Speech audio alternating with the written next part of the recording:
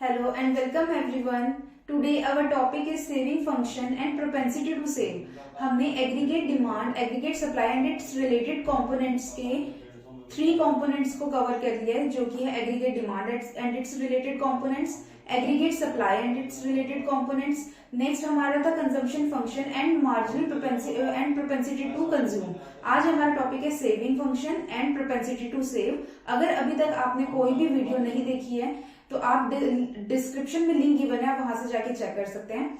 हम अपना next topic start करते हैं सेविंग फंक्शन पर। उससे पहले हम कुछ मीनिंग समझ लेते हैं कि सेविंग एक्चुअल में होता क्या है।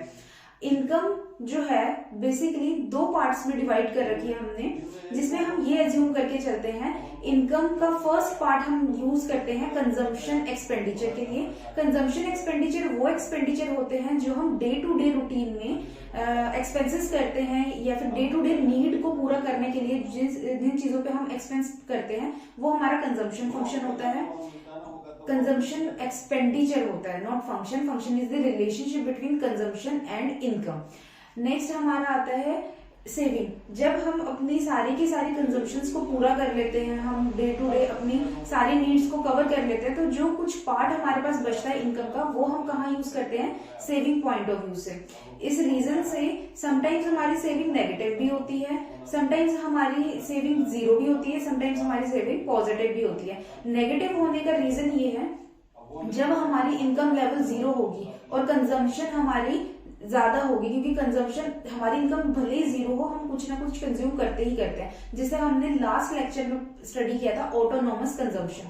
ऑटोनोमस कंजम्पशन जब आपकी इनकम लेवल 0 है लेकिन आप बेसिक नीड पे कुछ खर्चा कर रहे हैं, तो वो हमारी ऑटोनोमस कंजम्पशन कहलाती है। लेकिन वो पैसा कहाँ से आएगा? वो पैसा आता है हमारी प्रीवियस सेविंग से। मतलब हमने पहले कुछ सेव करके रखा हुआ है पैसा, उस पैसे को हम आगे फर्दर लगा रहे हैं, क्योंकि आज हमारे पास इनकम नहीं है उतनी, तो हम उस पैसे को यूज करेंगे, जिस रीजन से हमारी जो सेविंग है वो क्या हो जाती है, नेगेटिव हो जाती है। अब हम आगे स्टार्ट करते हैं कि सेविंग फंक्शन क्या होता है, वहां से हमारे को ज्यादा अच्छे से क्लियर होगा।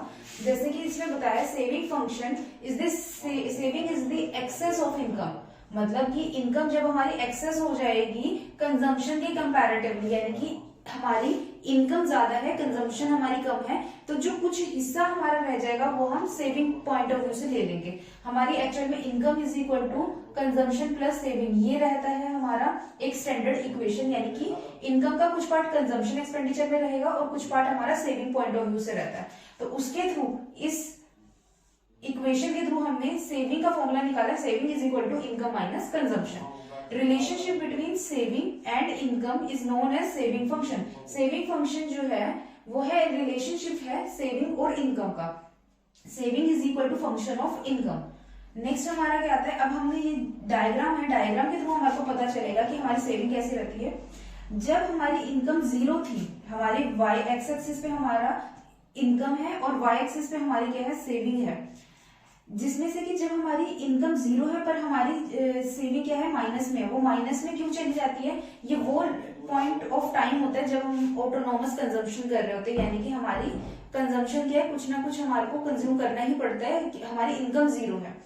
उस पॉइंट ऑफ व्यू, उस पॉइंट में हमारी जो सेविंग है, income is equal to 0, saving is equal to negative, और यहाँ पे हमारी इनकम कम है, कंजम्पशन हमारी क्या होती है, ज्यादा हो जाती है। इस रीजन से हमारी सेविंग क्या हो जाएगी, नेगेटिव हो जाएगी। एल पॉइंट पे, ये वो पॉइंट है जहां पे हमारी income is equal to consumption हो जाएगा, जिस रीजन से हमारी सेविंग क्या हो जाएगी। अगर जितनी इनकम है 100 रुपीज आप अर्न कर रहे हो और 100 रुपीज आप कंज्यूम कर रहे हो, तो अल्टीमेटली सेविंग क्या हो जाएगी, 0। तो यानी कि सेविंग 0 है यहाँ पे और हमारी income is equal to consumption, जो कि हमने पिछले कंजम्पशन फंक्शन में से ब्रेक इवन पॉइंट भी स्टडी किया था। यहाँ पे हमारी सेविंग क्या हो जाएगी, 0 हो जाएगी। नेक्स्ट आता है हमारी बियॉन्ड पॉइंट एल। अगर मैं पॉइंट एल के बियॉन्ड देखूं तो मेरी सेविंग क्या हो जाएगी, पॉजिटिव। यहाँ पे मेरी इनकम क्या है, ज्यादा है, मेरी कंजम्पशन क्या है, कम है। यानी कि इनकम अगर मेरी 100 रुपीज है तो मेरी कंजम्पशन सिर्फ और सिर्फ 60 रुपीज है। तो जिसके थ्रू मुझे पता चला सेविंग कितनी हो गई मेरी, 40 रुपीज। तो अल्टीमेटली मेरी सेविंग कितनी क्या होगी, पॉजिटिव आ गई। यहाँ पे मेरी सेविंग क्या थी, 0 थी। यहाँ पे मेरी सेविंग क्या थी, नेगेटिव थी, क्योंकि यहाँ पे मेरे खुद का खर्चा ही 30 रुपए था और इनकम मेरी कितनी थी, 0 थी, जिस वजह से सेविंग मेरी कितनी आ रही थी, -30 आ रही थी। ठीक है ना, और ये नेगेटिव हो रही थी। नेक्स्ट हम स्टडी करते हैं propensity to save. Propensity to save में दो पार्ट में डिवाइड कर रखा है, एक तो है एवरेज प्रोपेंसिटी टू सेव, एक है हमारा मार्जिनल प्रोपेंसिटी टू सेव। अब जब हम बात आती है एवरेज निकालने की, एवरेज का मतलब होता है पर लेवल ऑफ आउटपुट, पर लेवल ऑफ इनकम, मतलब कि पर लेवल ऑफ इनकम पे हमारी कितनी सेविंग है, वो होता है हमारा average propensity to save is the ratio of saving over income, मतलब कि हम किस इनकम लेवल पे कितना हम सेव कर रहे हैं। APS average propensity to save is equal to saving upon income. अब जैसे कि हम डायग्राम के थ्रू ज्यादा बेटरली समझते हैं, ये मेरा पॉइंट है, इनकम मेरी 80 है और मेरी सेविंग कितनी है 20, तो मेरे एवरेज प्रोपेंसिटी टू सेव कितना आ रहा है 0.25, क्योंकि एवरेज प्रोपेंसिटी टू सेव का फॉर्मूला क्या होता है, सेविंग अपॉन इनकम।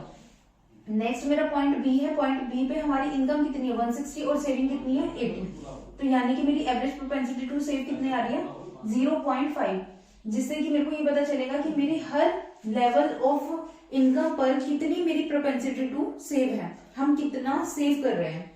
नेक्स्ट आता है मार्जिनल प्रोपेंसिटी टू सेव। जहां पे भी कोई वर्ड मार्जिनल वर्ड यूज हो जाए, मार्जिनल का बेसिक मीनिंग होता है चेंज इन, किसी भी चीज में चेंज आना, मतलब कि मार्जिनल। आप किसी भी चीज को ले सकते हो, चाहे वो प्रोडक्ट हो, चाहे वो कॉस्ट हो, चाहे वो रेवेन्यू हो, जहां मार्जिनल वर्ड आ जाए, एवरेज का जो फॉर्मूला होगा उसके आगे चेंज इन लगा देना, वो आपका फॉर्मूला मार्जिनल का बन जाएगा। जैसे कि average propensity to save is equal to saving upon income, ऐसे marginal propensity to save is equal to change in saving upon change in income.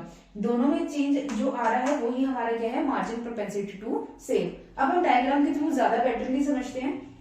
जब हमारी इनकम 80 थी तो हमारी सेविंग कितनी थी 20, जब हमारी इनकम 160 होगी मेरी सेविंग कितनी हो गई, जब मेरी इनकम 160 हुई मेरी सेविंग हो गई 80। अब जो इनकम के बीच में जो चेंज आ रहा है वो चेंज इन इनकम, जो कि कितने का 80 का, सेविंग में कितने का चेंज आ रहा है, change in saving is equal to 60, जिससे मैं अपना मार्जिनल प्रोपेंसिटी टू सेव निकाल लूंगी, change in saving upon change in income, यानी कि 60 अपॉन 80 इज इक्वल टू 0.75। ये मेरा क्या निकल के आ जाएगा, मार्जिनल प्रोपेंसिटी टू सेव। अब नेक्स्ट हमारा एक और पॉइंट था जिसमें कि क्या है, अलजेब्रिक एक्सप्रेशन है हमारा सेविंग फंक्शन का। प्रीवियस लेक्चर में हमने कंजम्पशन फंक्शन की अलजेब्रिक एक्सप्रेशन पढ़ी थी। वो जो हमारे पास इक्वेशन थी, वो इक्वेशन भी इंपॉर्टेंट है, ये इक्वेशन भी इंपॉर्टेंट है। बहुत सारे न्यूमेरिकल क्वेश्चंस आते हैं इन इक्वेशन के बेसिस पे, जिसमें हमें फॉर्मूला को पुट करके आंसर निकालना होता है। अब s is equal to minus S bar plus small S Y, जिसमें s डिनोट करता है सेविंग को, s बार डिनोट करता है कांस्टेंट सेविंग। एक कांस्टेंट लेवल ऑफ सेविंग हर कोई करता है, वो एक कांस्टेंट लेवल ऑफ सेविंग हमेशा चलती रहती है, कभी कम होती है कभी ज्यादा होती है सेविंग, बट ये कांस्टेंट लेवल हमेशा सेम रहता है। नेक्स्ट आता है s, small s denotes for marginal propensity to save और y डिनोट्स फॉर इनकम, यानी कि जो मेरी एक मिनिमम लेवल या फिर एक कांस्टेंट लेवल ऑफ सेविंग जो है वो नेगेटिव में चली जाएगी, plus marginal propensity to save यानी कि कितना चेंज आ रहा है हमारी सेविंग में, इनकम जो हर लेवल ऑफ सेविंग पर हमारी इनकम लेवल क्या क्या है। तो अगर मैं इन दोनों को मल्टीप्लाई कर दूं, यानी कि मार्जिनल प्रोपेंसिटी टू सेव और इनकम को, तो मेरी इनकम निकल के आ जाएगी, जिसमें से कि अगर मैं माइनस एस बार भी ले लूं, जो कि मेरी कब रही है, जब मेरी इनकम लेवल 0 थी, जब मैं दोनों को ऐड कर दूंगी तो मेरी टोटल सेविंग निकल के आ जाएगी। ठीक है, थैंक यू।